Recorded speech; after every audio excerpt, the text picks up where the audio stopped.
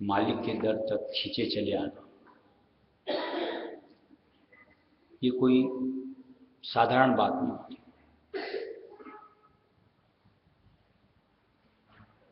बड़ी मुश्किल से घर गृहस्थी की जंजाल से निकलना,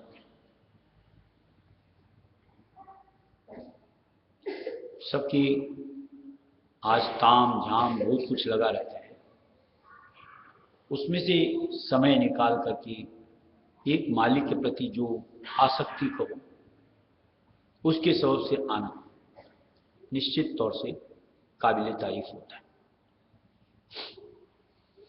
आज कोई दार्जिलिंग से आ रहे हैं, कोई सिलीगुड़ी, टाटा, कलकत्ता, बॉम्बे, जगह जगह से। कहने का तात्पर्य ये, जिस मकसद से आते हैं वो मकसद हमारा पूरा होना चाहिए, तो हमारा आना सफल हो जाए।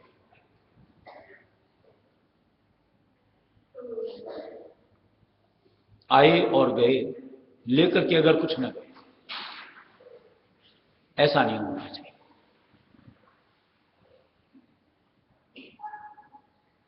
यहां मालिक के दर पर क्या बढ़ता है? मालिक का प्रेम रंग। जिसको जितना समेट सको, कोई मुमानियत नहीं, और वो हमारे काम आता है। कि जिसने अपने आप को प्रेम रंग में जितना सरोबोर कर लिया, उतना अपने चित्त को दुनिया में से निकालना उसके लिए मुमकिन बन पड़ता है।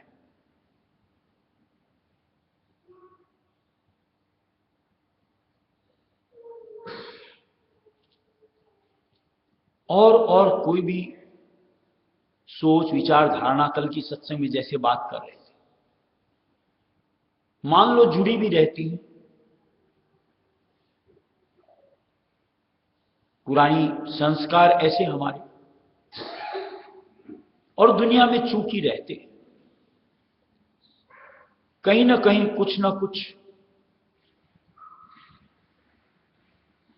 हालात ऐसे मजबूर करते हैं कि जहां हम उनसे जुड़ करके उनकी आपूर्ति मालिक के दर से चाहते हैं।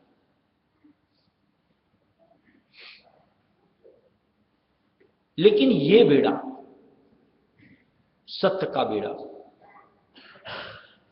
ऐसा है कि जहां दूध का दूध, पानी का पानी किया जाता है, यानी सार और असार खुलकर उसका विवेचन होता है। सार कहने का तात्पर्य कि जो हमारे मतलब सुरत यानी आत्मा से काम का, और असार जो हमारे बेकाम का। बच्चे बेटा प्लीज थोड़ा सा बाहर ले लो, सबको डिस्टर्ब कर रहे हो।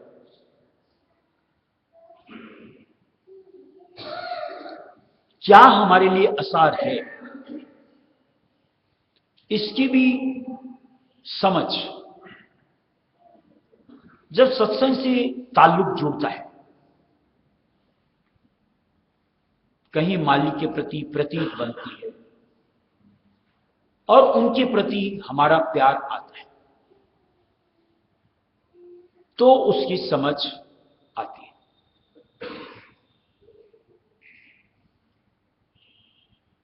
जब तक सत्संग से करीबी न लो,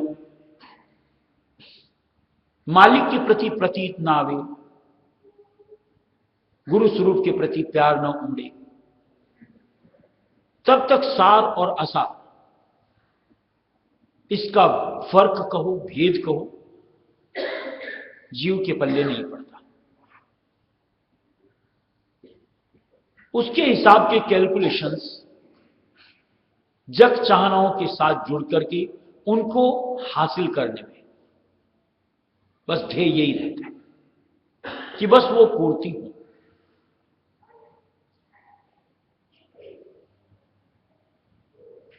क्योंकि जिंदगी के जो ढंग दुनिया में विचर विचर करके हमने देखे हैं, उस माहौल में उन्हीं सब की जरूरत जीव को महसूस होती है। लेकिन दया से जब सत्संग का माहौल मिलता है, वचनों से सत्य का खुलासा होता है कि हमारे लिए सुरत यानी आत्मा के लिए सार क्या, जो उसको मिलता है तो कहीं उसकी तलब लगती, खटक होती, समझ आती है कि मैं आज तक किन चाहनाओं के साथ जुड़कर कितना समय अपना यूं ही वेस्ट कर दिया।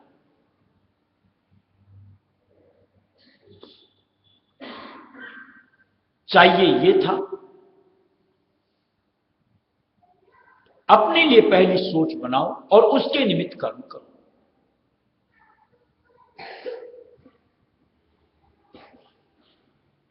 स्वयं को अगर तृप्त न किया, अघया नहीं, और दूसरों की पूर्ति के लिए सारी जिंदगी लगा दो, तो निश्चित तौर से इसको कोई समझदारी नहीं कहा जाएगा।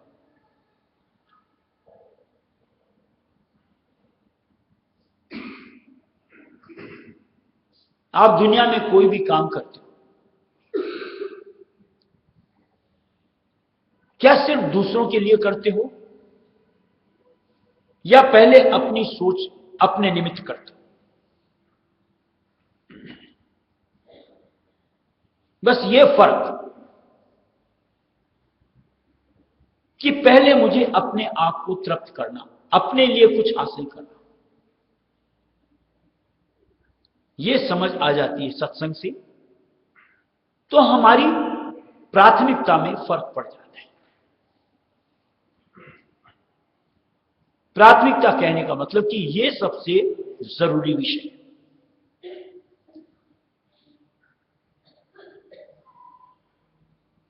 अपने लिए कुछ न किया और के लिए सारी जिंदगी गंवाई, तो समझ आ जाती है इसमें टोटा है, नुकसान है। दूसरे कहने का तात्पर्य चाहे अपने ही तन के लिए किया जाता हो, अपने ही मन के लिए किया जाता हो, या इनसे जुड़े अपने परिवार के लिए किया जाता हो, सब पराय है।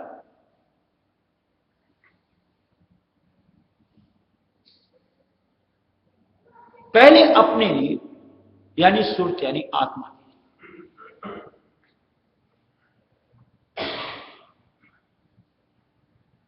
जब यह समझ आती है हमारी सोच में परिवर्तन होता है। जो दिन रात हम पराई बेगार में लगाते थे, उसमें से कुछ बचत समय को निकालना अपने लिए, जो रायस्वी मत में मालिक ने बताया कि कम से कम 20 मिनट सुबह, 20 मिनट शाम अपने लिए दो, मालिक की भक्ति में यानी ध्यान में लगा दे। उसके जरिए से हमारा काम बनना, हमको खुराक मिलना शुरू होता है।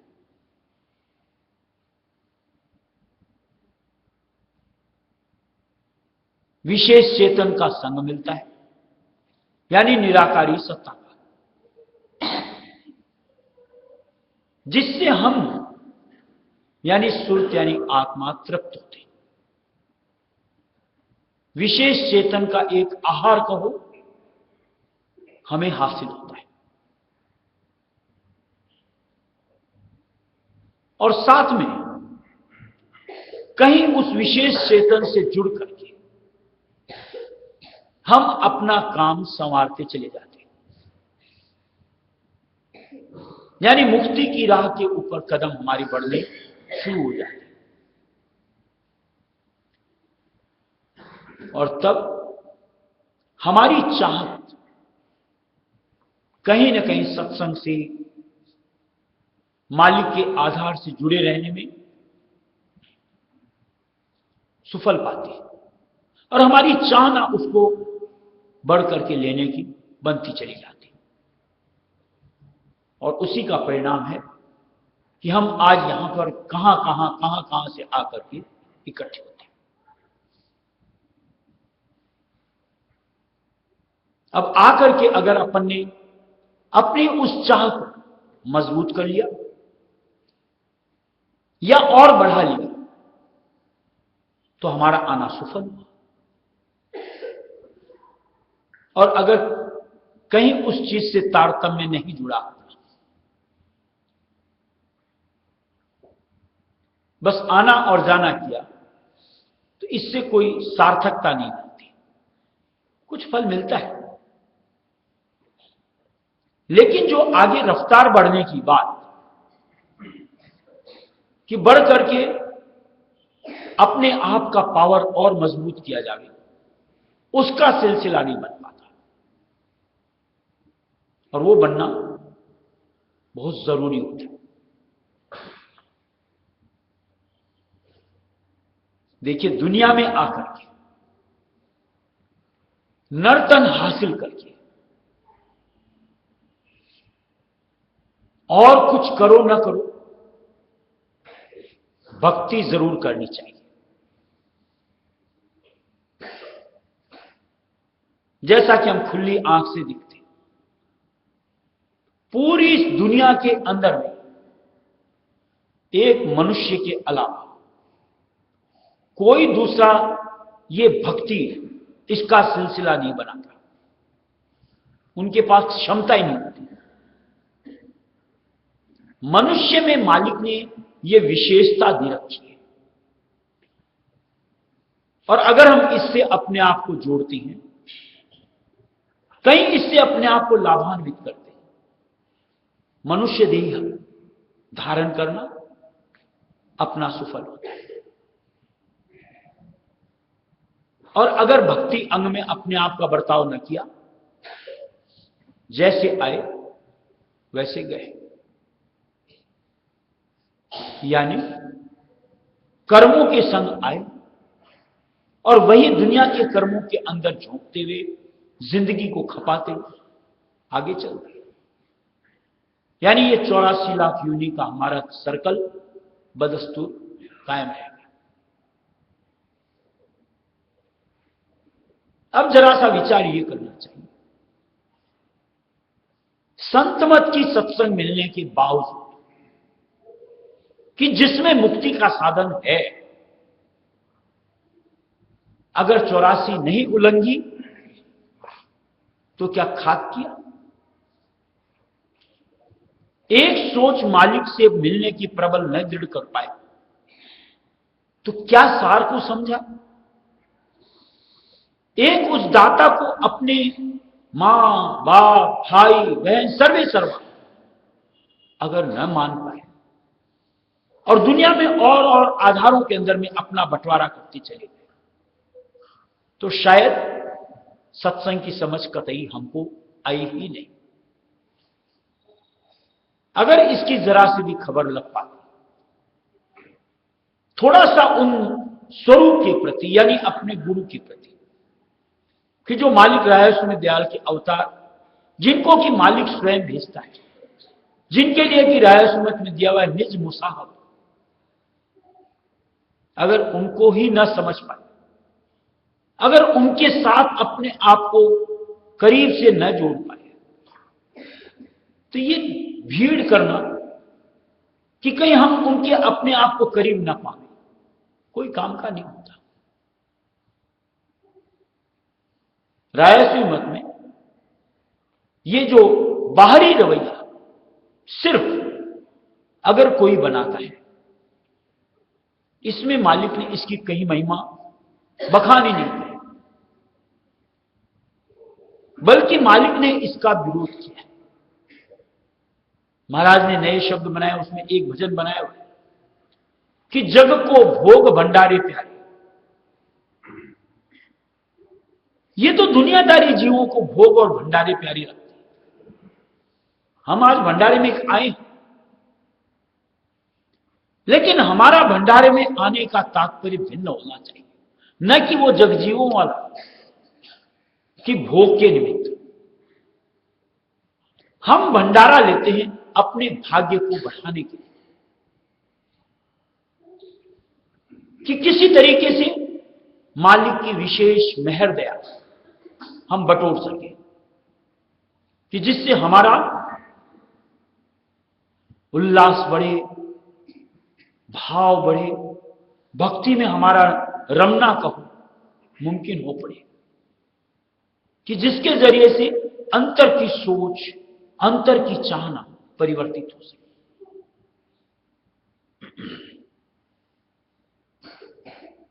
ये आज 25 दिसंबर का जो भंडारा करते हैं, इससे जुड़ी कुछ बातें हैं जो शायद कईयों को न भी मालूम।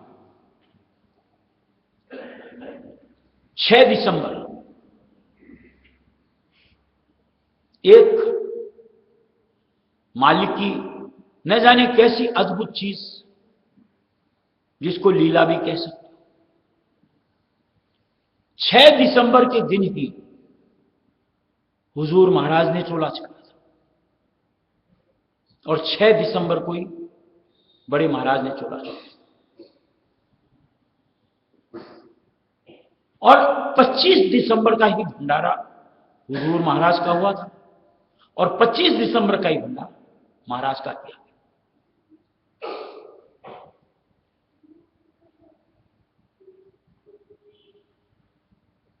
और रायस्वी मत में ऐसा दिया हुआ है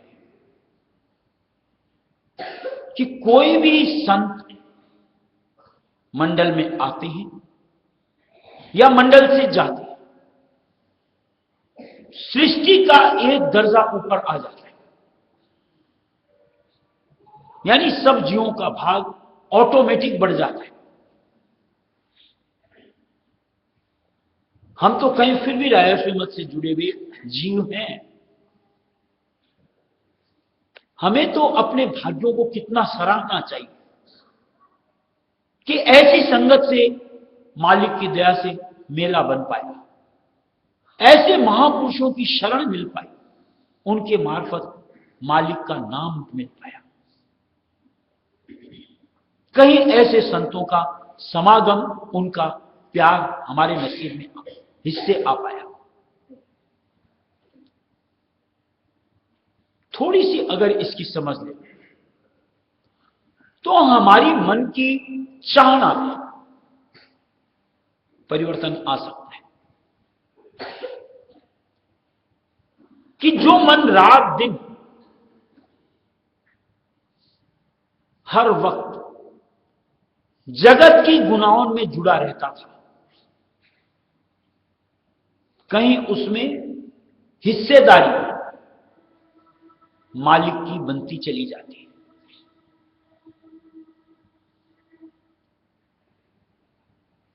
अगर निरंतरता हमारी मालिक के साथ बनती रही, तो जैसे कल की सत्संग, परसों सत्संग में बात हुई थी कि हो सकता है शुरू के अंदर में वो 1% होता,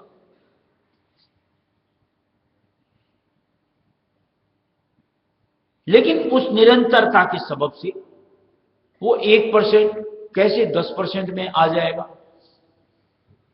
10 से 20, 20 से 30, 30 से 40, 50, और कोई बड़ी बात नहीं, 100% हमारे मन की सोच, चाहना मालिक से जुड़ी मिल जाए।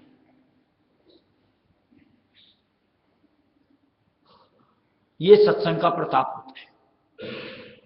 और जिसकी सोच और चाहना में सिर्फ मालिक का एक भाव कायम हो जाता है, जीवित मुक्ति उसको हासिल हो जाती है, क्योंकि वो शख्स फिर मालिक से कहीं दूर नहीं होता, ख्वाह साकार अथवा निराकार, यानी उसको वो मालिक रायस्व में दिया हर वक्त अपने संग का अवसर मुहैया कराते रहते कि जिसको पाकर के वो सत्संगी अपने आप में मगन रहता है, हर वक्त मालिक की गुणानुवाद गाने में अपनी जिंदगी को जोड़ करके सफल करता रहता है और अपने लक्ष्य के करीब अपने आप को लाता चला जाता है। काश ये मर्म की बात हम सत्संगियों के पल्ले पड़े और ये हम जो दुनिया की माला फेरते, जब चाहनाएं आगे से आगे बनाते चले जाते हैं, कहीं इस पे ब्रेक लगे, उसकी जगह कहीं निज नाम की माला फेरने शुरू, कहीं उस परम पिता मालिक रायस्व दयाल के प्रति हमारी कशिश बनती चले, कहीं कदम हमारे मालिक के करीब, बाहर सत्संग के निमित्त या अंतर में उस निराकार रहस्यमय दयाल की तरफ अग्रसर हो सके। ये सत्संग और भंडारी का ध्येय होता है। गुरु के दर्शन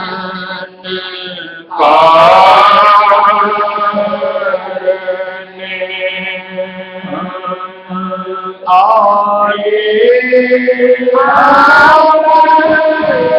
दो से के दर्शन पाने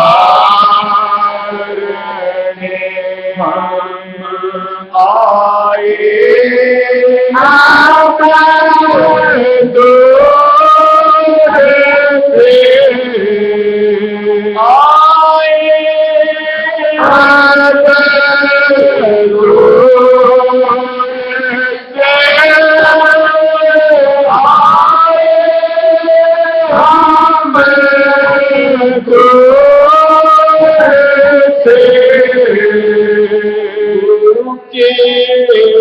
दर्शन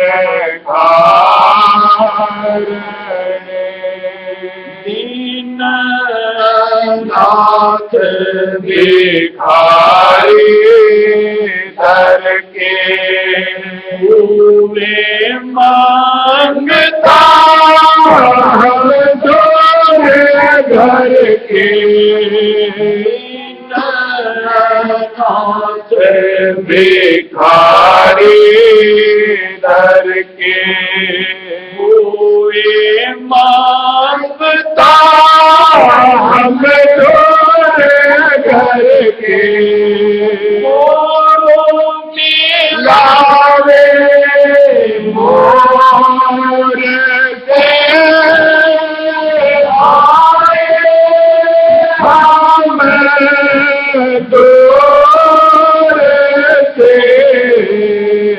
गुरु के दर्शन कारणे आए आप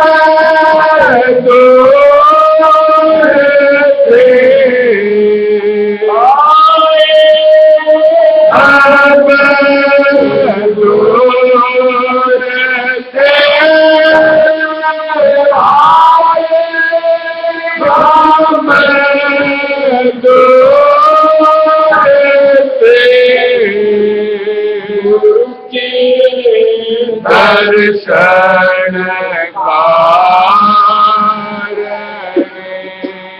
और आस विश्वास न कोई शरण गुरु के पकड़े सोई और आस विश्वास न कोई शरण गुरु के पकड़े सोई चुरावे गुण से आए हम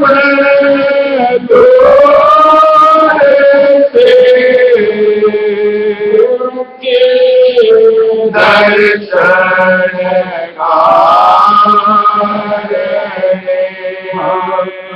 आए आप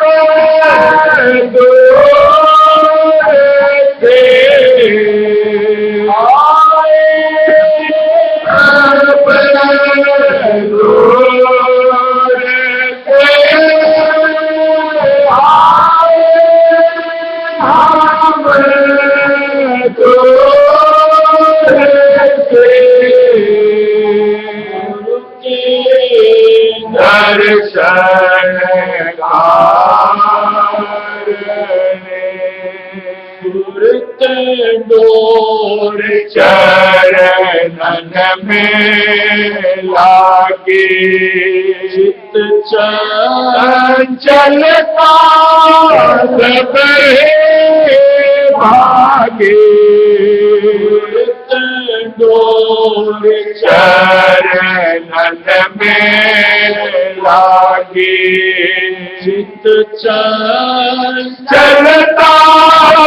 सब भागे, गावे तो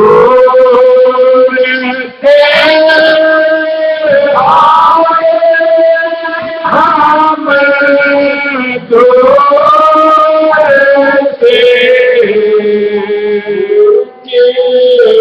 दर्शन आए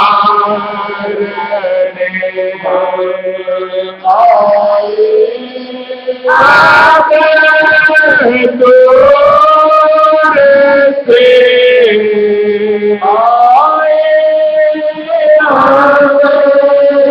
दूर से आए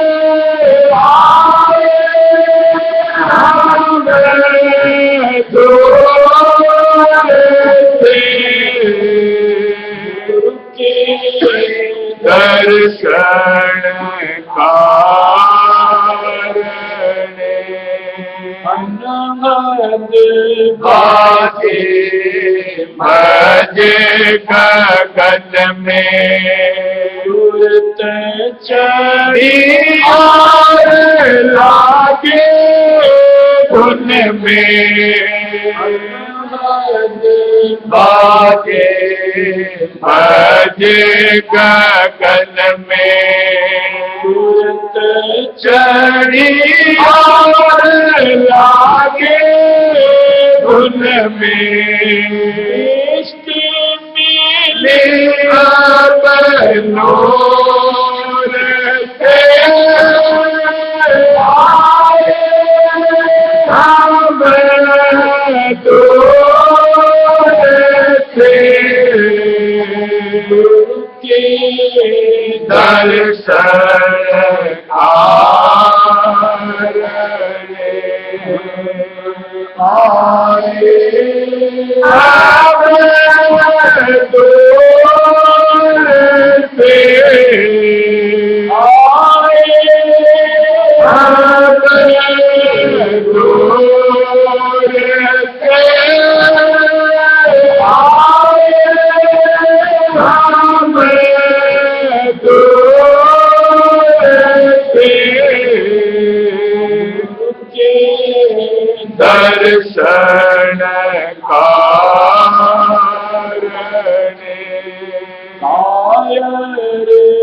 अब मन से भागे शत में छिन छिन लागे अब मन से भागे शत में छिन छिन लागे गुरु सूर से आए हम दूर से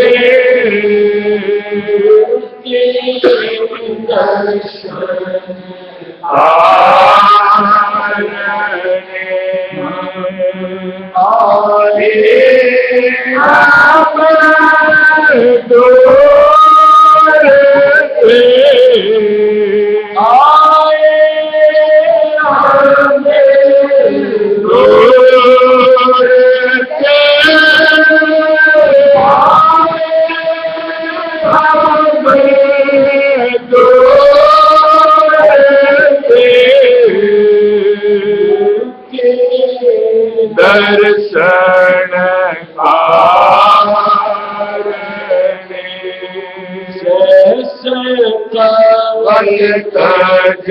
त्रिकुटी आई मोन पर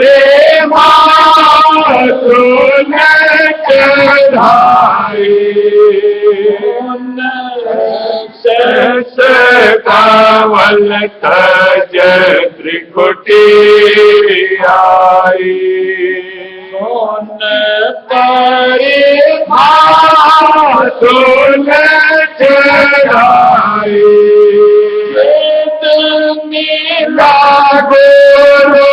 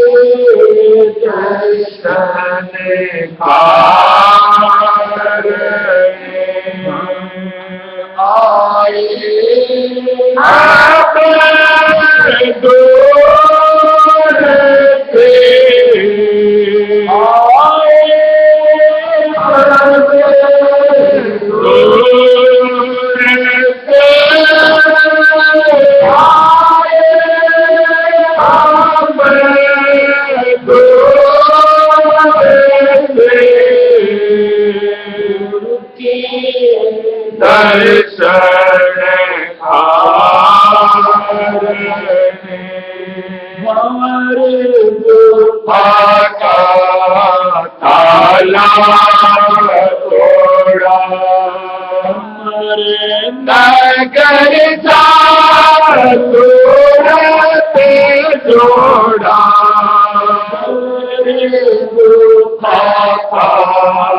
काला तोड़ा नगर सूरत जोड़ा मिल गई सत्य जहूर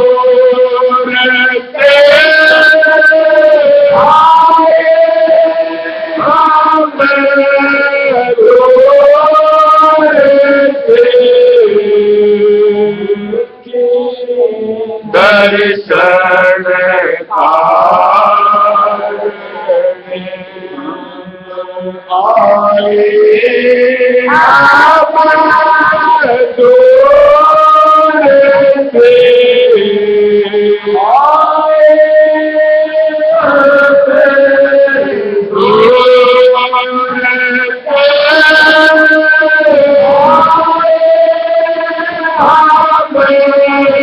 दूर से दर्शन कारणे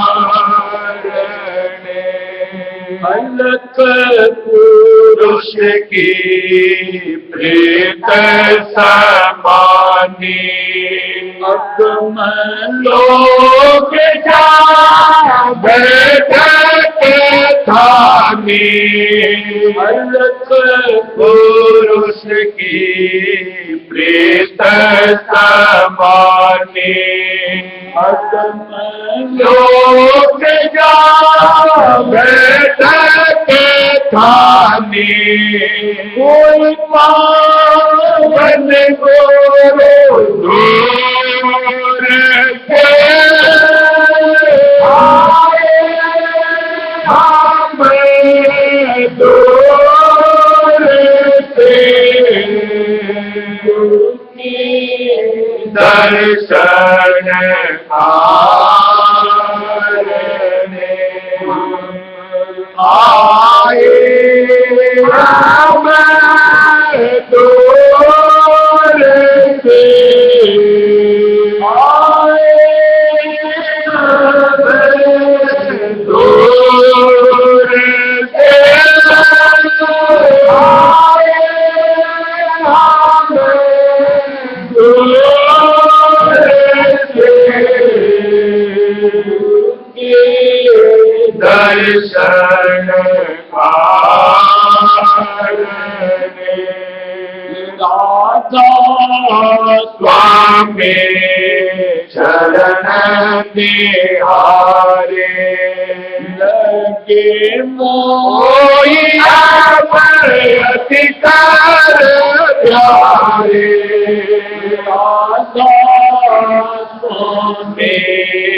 चरण निहारे लगे माया पर अधिकार प्यारे आरती करो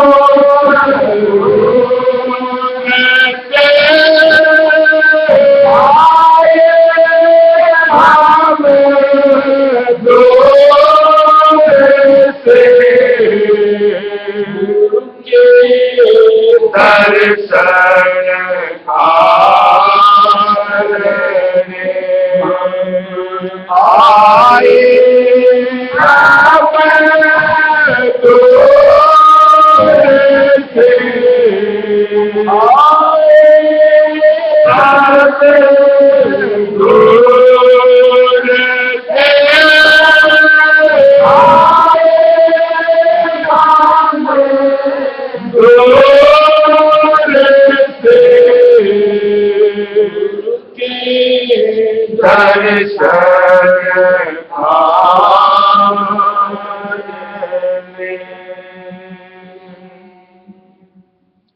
देखिए जीव जैसे कुछ की यूं को मालिक की अपार मेहर दया, कुछ हमारे कर्म कि कोई हमें से जैसे सत्संगी के घर में पैदा हो जाता है, जिसको कि शुरू से परमार्थ का संत मत का संग साथ मुहैया हो जाता है। कुछ बेचारे कहीं कहीं कहीं कहीं जहां संत मत की कोई चर्चा भी नहीं होती वहां पर पैदा होते हैं। घर का माहौल, बड़े बुजुर्गों का जो एक ढर्रा कि पूजा पाठ, मंदिर, तीर्थ, व्रत, आज उनको मालिक की दया से अगर संत संग मिलता है, अब उनके लिए तो एक तो कुछ, दूसरा कुछ, यानी एकदम विरोधात्मक स्थिति का एक तरीके से रवैया मिलता है कि कहां तो एक तरफ पूरी तरीके से जड़ता में उतरते हुए, ना कोई सोच ना कोई समझ, बस करते हैं, करना है और करते चले जाते हैं। और कहां एक संतों का संग मिल गया, क्या करते हो, क्यों करना है, पूरी उसकी तस्दीक दी जाती है। समझ अंधेरे में नहीं रहा।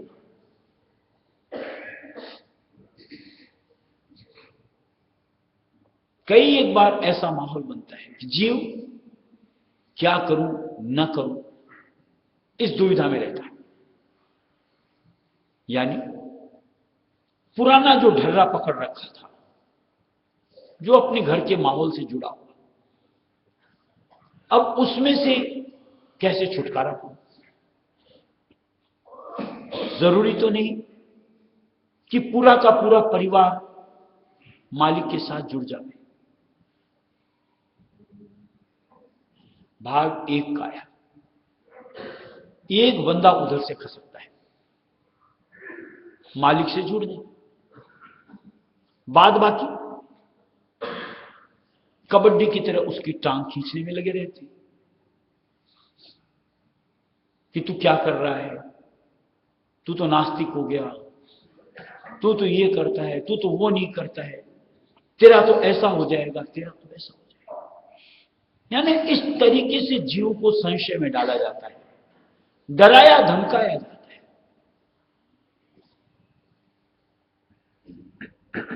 अगर प्रबल चांद न बने तो शरण में आया हुआ भी वापिस 4 कदम पीछे निकल जाता है। लेकिन जिसको अपनी खटक हो जाती है, कई संतों की बातों से अंतर की आंख खुल जाती है, सार दिखना शुरू होता है, और उस सार के साथ जुड़ करके जो करते आते थे, जो घर में माहौल था, उसमें पूरी तरीके से असार दिखना शुरू होता है, निरर्थकता कि वो करने का तात्पर्य क्या है, क्यों लेट पिटाई, जहां कोई वजह ही नहीं समझ में आती।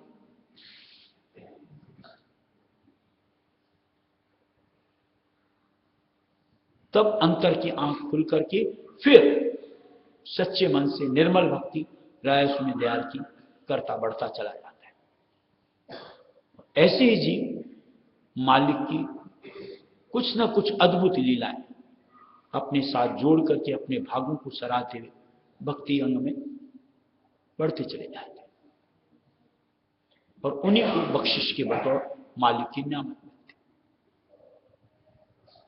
अब जो जीव यूं को मालिक की अपार विशेष मेहर दया कि जिनको शुरू से मालिक का नाम मिलता है, संतों का संग मिलता है, लापरवाह नहीं होना चाहिए।